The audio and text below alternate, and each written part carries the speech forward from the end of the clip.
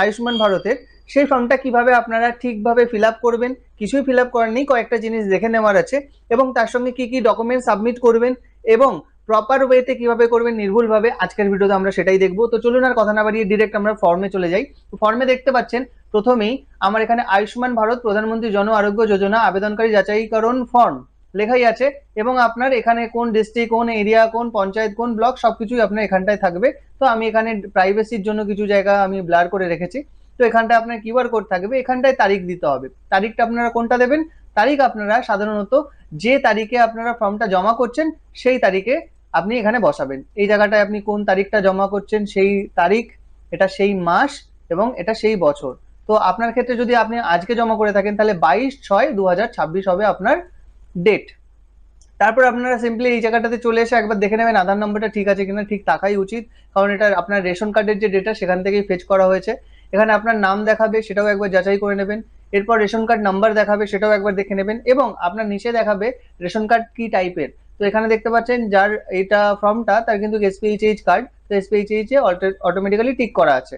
এবং এই prefill form কিন্তু তিনটে ক্যাটাগরির লোকেদের কাছেই যাচ্ছে, AA, এসপিএইচএইচ অ্যান্ড পিএইচএইচ। এই তিনটে ক্যাটাগরি রেশন কার্ড যাদের বাড়িতে আছে তাদের কাছে কিন্তু অটোমেটিক এই প্রিফিল ফর্ম চলে যাবে। এরপর আপনার আধারের সঙ্গে সংযুক্ত মোবাইল নাম্বার দেখাচ্ছে, তারপর আপনার দেখাচ্ছে এখানে লিঙ্গ, তারপর এখানে জন্ম তারিখ দেখাচ্ছে। এগুলি ভেরিফাই করে নেওয়ার পর এখানটায় দেখতে পাচ্ছেন আপনার প্রিফিল্ড অলরেডি অ্যাড্রেস চলে এসছে। আপনারা কিন্তু ভুল করেও কেউ এখানটাতে এক্সট্রা কিছু লিখতে যাবেন না, কারণ এটা আপনার রেশন কার্ডের যে অ্যাড্রেসটা আছে সেটা ফেচ করে চলে এসছে। তো আপনাকে আর কিছু এক্সট্রা করার দরকার নেই, এটা প্রিফিল্ড যেমন আছে তেমনই থাকবে। এরপর জেলা একবার ভেরিফাই করে নেবেন, ব্লক ভেরিফাই করে নেবেন, গ্রাম পঞ্চায়েত ভেরিফাই করে নেবেন। এরপর পরিবারের প্রধান সদস্যের নাম এই জায়গাটাতে দেখাবে। যদি আপনার যে ফর্ম ফিল আপ করছে সে যদি নিজেই হেড অফ দ্য ফ্যামিলি হয় তাহলে তারই নাম এখানটায় দেখাবে, এবং উপরেও কিন্তু তারই নাম দেখাবে। আবেদনকারীর নামও তার নাম দেখাবে, এবং হেড অফ দ্য ফ্যামিলির নামও তার নাম দেখাবে। এবং যদি আবেদনকারী এবং হেড অফ দ্য ফ্যামিলি আলাদা হয়ে থাকে তাহলে আবেদনকারীর নাম উপরে দেখাবে, এবং সেই পরিবারের যে হেড তার নামটা এখানটা দেখাবে। রেশন কার্ড ওয়াইজ কিন্তু এখানে হেড অফ দ্য ফ্যামিলির নাম দেখাচ্ছে। মোট পরিবারের সদস্য সংখ্যা কত দিতে হবে। তো এখানে আপনারা মোট পরিবার আপনাদের কতজন সদস্য আছে সেটা অবশ্যই এখানে আপনারা লিখে দেবেন। তো এখানে ধরে নিন আপনার 5 জন সদস্য আছে, তাহলে এখানে আপনি 5 লিখে দেবেন। মানে হেড অফ দ্য ফ্যামিলি নিয়ে যতজন ততজন লিখবেন, কিন্তু এখানে অবশ্যই আপনারা হেড অফ দ্য ফ্যামিলি বাদ দিয়ে 5 জন লিখবেন না। ধরে নিন কারোর বাড়িতে হেড অফ দ্য ফ্যামিলি নিয়ে 5 জন, তাহলে সেই ক্ষেত্রে আপনারা 5 লিখবেন। অনেকেই কিন্তু ভুল করে 4 লিখছেন, না, আপনার হেড অফ দ্য ফ্যামিলিকে ধরে নিয়ে কতজন সেটা লিখতে হবে। প্যান নাম্বার, আপনার যে অ্যাপ্লিক্যান্ট তার প্যান নাম্বার এখানে কিন্তু আপনাকে লিখে দিতে হবে। দেওয়ার পর নিচের সেকশনটা একটু ইম্পর্টেন্ট, এখানে বলছে যে আপনার এপিক নাম্বারটা লিখতে। এপিক নাম্বার মানে ভোটার নাম্বার, এর আগেও আমি ভিডিও করেছি, সেখান থেকে আপনারা দেখে নিতে পারেন। এই ভোটার নাম্বারটা আমাকে এখানে লিখে দিতে হবে, ভোটার কার্ড দেখে দেখে লিখে দেবেন। এবার এখানে এসি নাম্বার চাইছে, এসি মানে অ্যাসেম্বলি কনস্টিটিউয়েন্সি নাম্বার। এটা কিভাবে বার করবেন আমি অলরেডি ভিডিও করে রেখেছি, তারপরেও আমি আরো একবার স্ক্রিনে দেখিয়ে দিচ্ছি কিভাবে আপনারা সেই পোর্টালে যাবেন। ভোটার ইনফরমেশন লিখে সার্চ করবেন, ভোটার কার্ড ইনফরমেশন লিখে সার্চ করলে আপনার সামনে এরকম একটা পেজ চলে আসবে।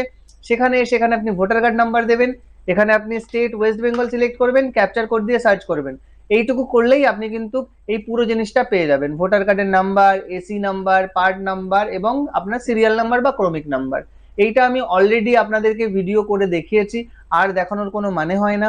আপনারা এই পেজে আসবেন, ভোটার কার্ড নাম্বার দেবেন, স্টেট ওয়েস্ট বেঙ্গল সিলেক্ট করবেন, ক্যাপচার কোড দেখে দেখে টাইপ করে সার্চ করলে আপনার নিচে সমস্ত ডিটেলস যা যা আপনার দরকার সমস্ত ডিটেলস আপনি পেয়ে যাবেন। তো এখানে সেটা পেয়ে যাবেন এবং দেখে দেখে লিখে নেবেন। যদি আপনার মনে হচ্ছে যে আপনি সার্চ করবেন না, আপনারা যখন ভোট দিতে গেছিলেন যে ভোটার স্লিপ ছিল সেখানেও লেখা ছিল আপনার এসি নাম্বার, সেখানে আপনার পার্ট নাম্বার, সেখানে আপনার সিরিয়াল নাম্বার, সবকিছুই লেখা ছিল। এরপর আপনি কি করবেন, এরপর আপনার স্বাস্থ্যসাথী কার্ডের যে নাম্বারটা আছে 17 ডিজিটের, 17টা ডিজিটের যে নাম্বারটা আছে সেটা দেখে দেখে এখানে লিখে দেবেন। যদি আপনার স্বাস্থ্যসাথী কার্ড না থেকে থাকে, বা হয়তো আপনার কার্ড আছে আপনি জানেন না, তাহলে কিভাবে আপনি সেই কার্ডটা খুঁজে বের করবেন সেটাও আমি অলরেডি একবার দেখিয়েছি, আবারও দেখাচ্ছি। আপনি লিখবেন স্বাস্থ্যসাথী নেম সার্চ, বা স্বাস্থ্যসাথী লিখে সার্চ করে দিন। স্বাস্থ্যসাথী লিখে সার্চ করলে আপনার যে পোর্টালটা খুলছে স্বাস্থ্যসাথী, এখানে আপনি চলে আসুন। আসার পর ফাইন্ড ইওর নেম অপশানে ক্লিক করে দিন। ফাইন্ড ইওর নেম অপশানে ক্লিক করলে মোবাইল নাম্বার দিতে বলবে, এখানে আপনি যে কোনো একটা র্যান্ডাম মোবাইল নাম্বার টাইপ করে দিন। দেওয়ার পর সাবমিট করে দিলে আপনার সামনে এরকম একটা পেজ খুলে যাবে। এখানে এসে আপনি ডিস্ট্রিক্ট সিলেক্ট করুন, নর্থ 24। তারপর আপনি এখান থেকে কিভাবে সার্চ করতে চান, আধার কার্ড আমি রেকমেন্ড করবো, আধার কার্ড সিলেক্ট করে আধার কার্ড নাম্বার দিয়ে আপনারা সার্চ করুন। তারপর ব্লক, তারপর এখান থেকে ব্লক নেম, যদি আপনার মিউনিসিপ্যালিটি হয়ে থাকে তাহলে মিউনিসিপ্যালিটি, গ্রাম পঞ্চায়েত যেটা হয়ে থাকবে সেটা আপনি এখানে দিয়ে দিলেন। দেওয়ার পর ভিলেজ যেটা হয়ে থাকবে সেটা আপনি দিয়ে দিলেন। দেওয়ার পর আধার কার্ডের নাম্বারটা যখনই আপনি এখানে এন্টার করে সাবমিট করবেন, আপনার কার্ড নাম্বার যদি থাকে, জেনারেট হয়ে থাকে সিস্টেমে, সেটা কিন্তু আপনাকে দেখিয়ে দেবে। তো আবার আমরা চলে আসলাম, এখান থেকে আপনারা পেয়ে গেলেন আপনাদের স্বাস্থ্যসাথী কার্ডের নম্বরটা, সেখানে এখানে বসিয়ে দেওয়ার পর আপনাদের এই পেজে আর কোনো কাজ নেই, প্রিফিল্ড সবকিছু থাকবে, আপনারা একবার দেখে নিয়ে পরের পেজে চলে যাবেন। পরের পেজে এখানে আপনার কিন্তু কিছু ক্রাইটেরিয়া রয়েছে, সেই ক্রাইটেরিয়াকে হ্যাঁ বা নাতে উত্তর দিতে হবে। কিরকম? পরিবারের বার্ষিক আয় 8 লক্ষ টাকার বেশি, যদি আপনার বেশি হয়ে থাকে তাহলে হ্যাঁতে টিক করবেন, যদি না হয়ে থাকে তাহলে নাতে টিক করবেন। ঠিক আছে, এবার আমি বলবো যে এখানে যদি কোনো একটা হ্যাঁ হয়ে থাকে তাহলে কিন্তু আপনার নাম অটোমেটিক্যালি বাদ চলে যাবে, কারণ এটা, এই যে অপশনটা আছে এটা বাতিল করার মাপকাঠি। মানে এই অপশনস গুলোর মধ্যে কোনোটা যদি হ্যাঁ হয়ে থাকে তাহলে ইউ আর নট এলিজেবল, আপনি এলিজেবল না এই কার্ডটার জন্য। ঠিক আছে, তো প্রত্যেকটা অপশন আপনারা দেখে নিচ্ছেন। পরিবারের কোনো সদস্য আয়কর প্রদান করে কিনা, যদি আপনার পরিবারের কোনো সদস্য যদি আপনার আয়কর প্রদান করে থাকে তাহলে আপনি হ্যাঁ, না হলে না। তারপরে কি বলছে অপশনটা, এসআইআর যে WBLA 2026-এর যে লিস্ট বেরিয়েছিল সেখানে কি তালিকায় নাম পাওয়া গেছে, যদি হ্যাঁ হয় হ্যাঁ, না হয় না। তারপরে কি বলছে, এসআইআর এ অ্যাপিলের যে ট্রাইব্যুনালে আবেদন সেটা কি বিচারাধীনে এখনো রয়েছে, মানে এখনো সেটা পেন্ডিং স্ট্যাটাসে রয়েছে, যদি হ্যাঁ হয় হ্যাঁ, না হলে না। তারপরে কি বলছে, সিএ আবেদনে কি আপনার পেন্ডিং রয়েছে স্ট্যাটাস, যদি হ্যাঁ হয় হ্যাঁ, না হলে না।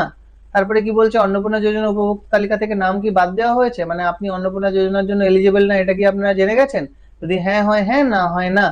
তারপরে ব্যক্তি জীবিত নন বা স্থায়ীভাবে স্থানান্তরিত হয়েছেন, যদি হ্যাঁ হয় হ্যাঁ, আর যদি না হয় না। তো এটা সবকিছুই নাই হওয়া উচিত, তাহলেই আপনি এলিজেবল। তারপর এই জায়গাটাতে আপনি এই সবকিছু ডিক্লারেশনটাকে টিক করবেন।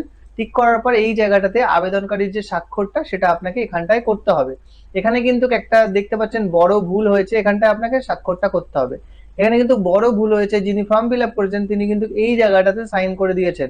এই স্বাক্ষরটা কিন্তু যারা এটাকে ভেরিফাই করবে তাদের জন্য, আপনাদের জন্য না। তো আপনাদের এই জায়গাটাতে সাইন করতে হবে, যে জায়গাটা আমি এখন মার্ক করে দেখাচ্ছি। এবং নিচে যে স্বাক্ষরটা এটা কিন্তু ওনাদের জন্য, আপনাদের জন্য কিছু না। ব্যাস এইটুকুই ছিল। এইটুকু যদি আপনারা করতে পারেন তাহলে আপনার ফর্ম ফিল আপ হয়ে গেছে, ডান।